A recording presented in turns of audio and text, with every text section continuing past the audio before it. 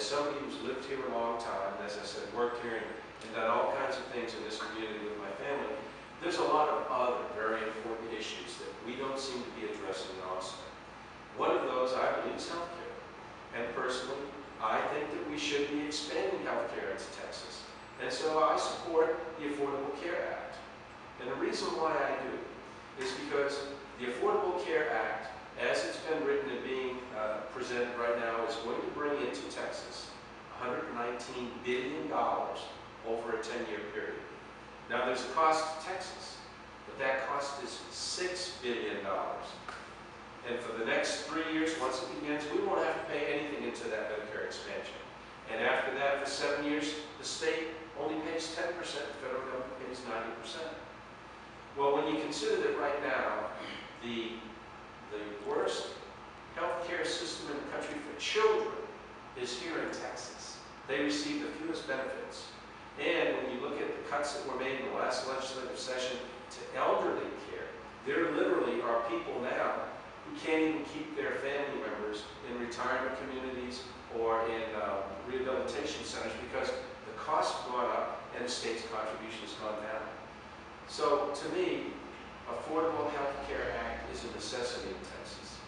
And not only does it bring in additional money that allow us to expand health care, but also $119 billion spread over 10 years in Texas, to me, probably means a lot of new jobs coming to Texas.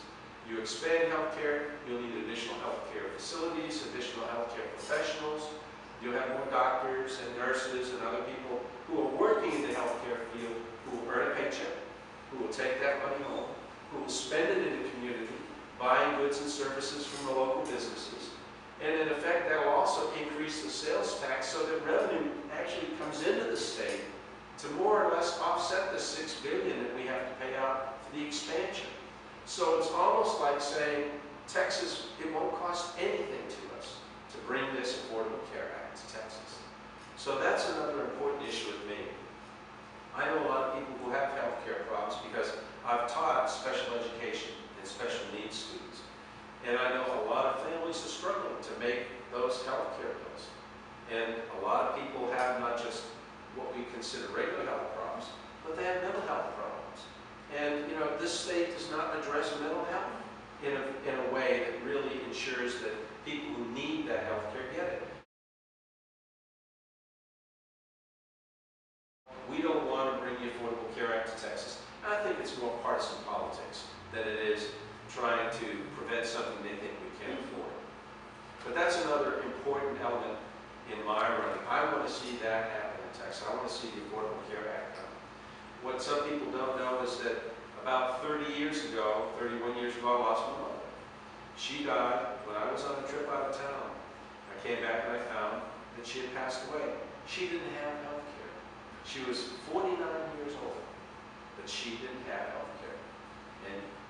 And at the time, I was a lot younger and didn't recognize the kind of needs that she had, 30 years ago. But I recognized those needs now. I had a brother-in-law who died of cancer. Now, he was a doctor. He spent all of the money that he had saved in his practice. He was almost 60 years old. He spent all his family savings fighting to save his own life. But it wasn't enough.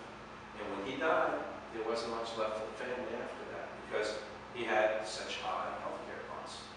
I think